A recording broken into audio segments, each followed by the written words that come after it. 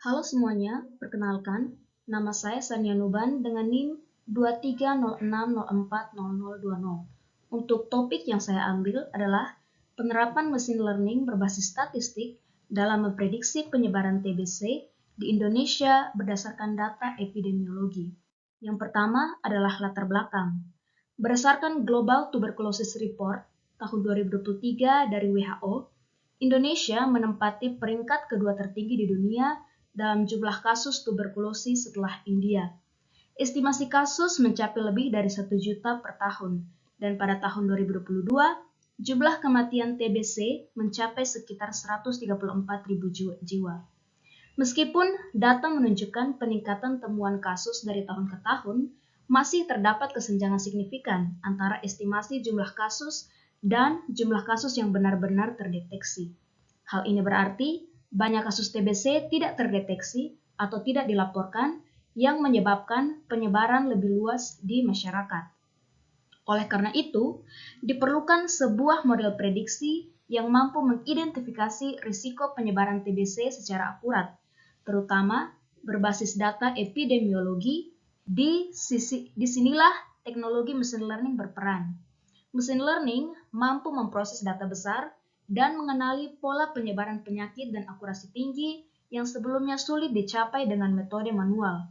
Berdasarkan hal-hal tersebut, saya tertarik untuk meneliti bagaimana penerapan machine learning berbasis statistik dapat memprediksi penyebaran TBC di Indonesia. Yang berikutnya adalah rumusan masalah. Pada slide ini, ada 3 rumusan masalah yang menjadi fokus utama dalam penelitian ini. Yang pertama adalah bagaimana membangun model prediksi penyebaran TBC di Indonesia. Artinya, saya ingin merancang suatu model berbasis data epidemiologi yang mampu memprediksi kemungkinan penyebaran TBC di suatu wilayah atau kelompok tertentu. Yang kedua adalah faktor epidemiologi apa saja yang paling berpengaruh terhadap risiko penyebaran TBC. Di sini, saya akan menganalisis faktor-faktor seperti usia, jenis kelamin, status imun, lingkungan tempat tinggal, dan kondisi sosial ekonomi untuk mengetahui mana yang paling signifikan.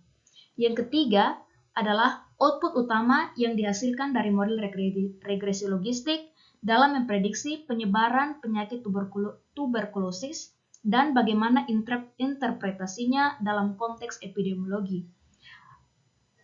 Pada bagian ini, saya akan menguji seberapa akurat model machine learning yang digunakan dalam memprediksi penyebaran TBC.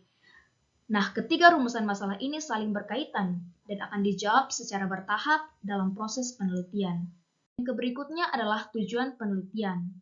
Yang pertama, saya ingin mengembangkan model prediksi penyebaran TBC di Indonesia dengan menggunakan pendekatan machine learning dan metode statistik.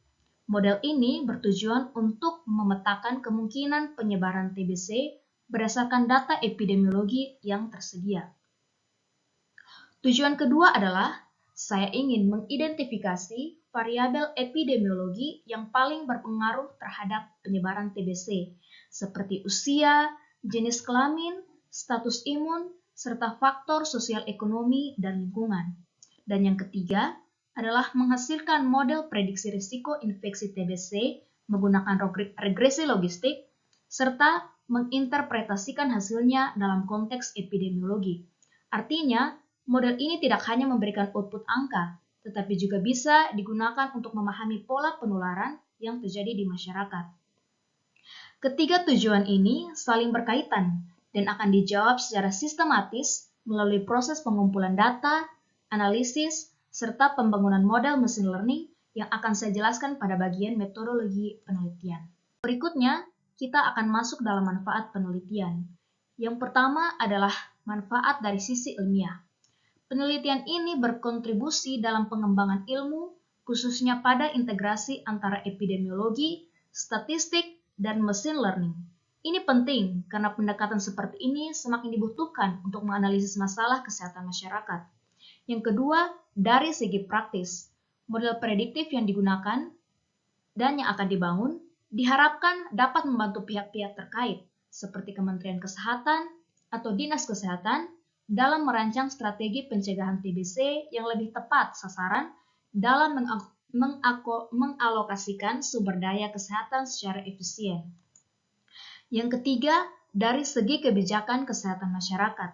Bagian ini tidak jauh berbeda dengan manfaat dari segi praktis. Penelitian ini diharapkan mampu menjadi dasar pengembangan kebijakan bagi pemerintah dalam menyiapkan langkah tanggap dengan cepat apabila terjadi lonjakan kasus. Yang keempat adalah manfaat sosial dari penelitian ini. Manfaatnya adalah menurunkan angka penularan TBC yang tentu akan meningkatkan kualitas hidup masyarakat serta mengurangi beban sosial dan ekonomi akibat penyakit ini. Yang kelima adalah manfaat dalam bidang pendidikan dan pengetahuan. Penelitian ini diharapkan mampu meningkatkan pemahaman tentang penggunaan machine learning dalam bidang kesehatan, serta menjadi sumber referensi untuk para peneliti yang tertarik mengkaji hal yang berkaitan dengan penelitian ini. Nah, dengan demikian, penelitian yang saya lakukan ini diharapkan tidak hanya memberikan kontribusi akademik, tetapi juga memiliki dampak langsung pada masyarakat dan kebijakan kesehatan. Kita akan masuk dalam tinjauan pustaka. Yang pertama, kita akan membahas tentang tuberkulosis. Nah, tuberkulosis atau TBC merupakan penyakit infeksi menular yang disebabkan oleh bakteri Mycobacterium tuberculosis. Penyakit ini biasanya menyerang paru-paru dan penularannya terjadi melalui udara saat penderita batuk atau bersin.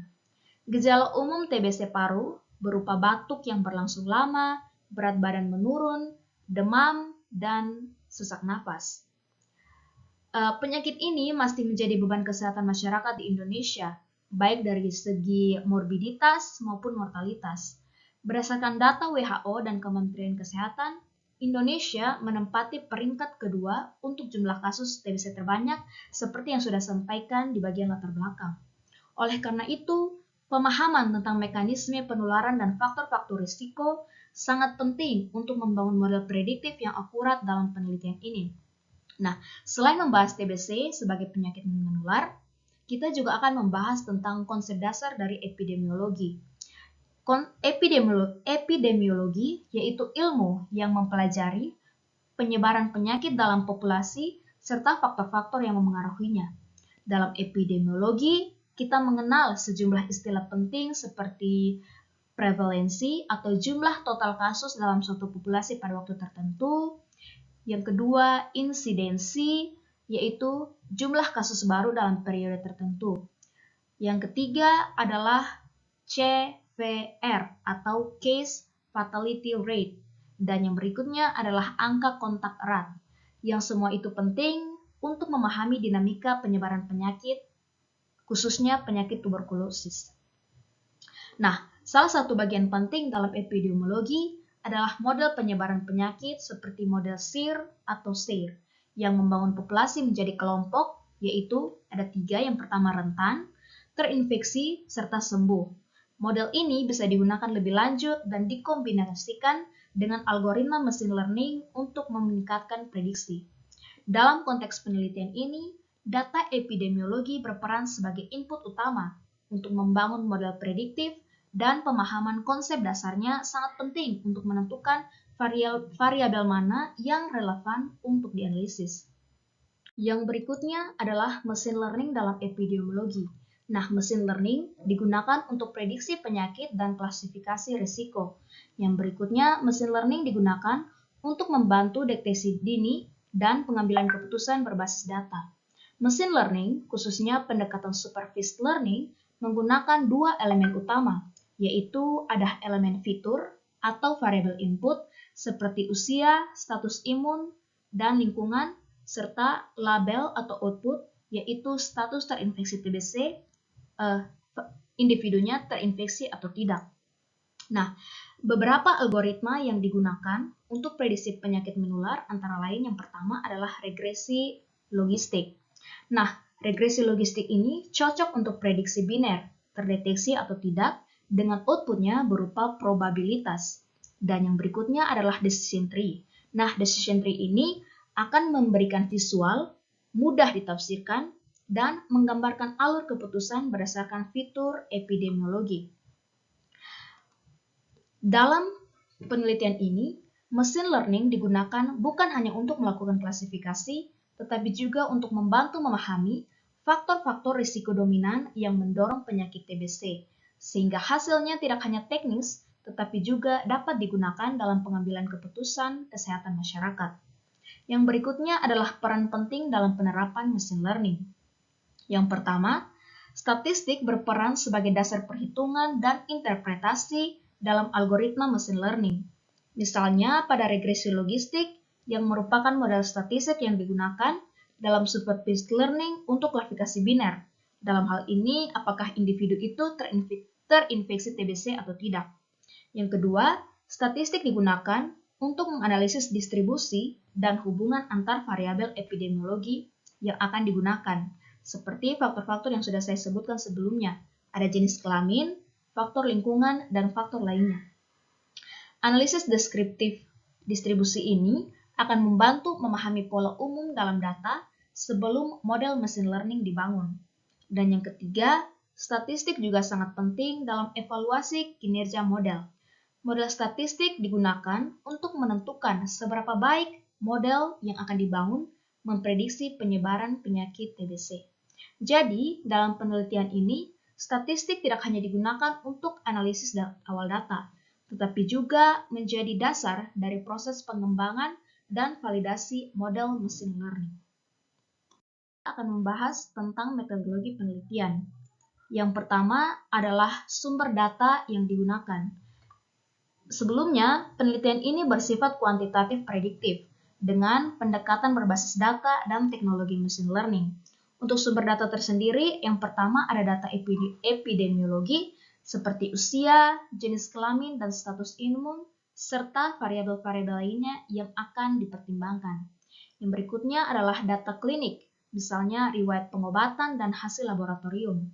Yang berikutnya adalah data sosial ekonomi, seperti kepadatan tempat tinggal, tingkat pendidikan, dan kondisi sanitasi.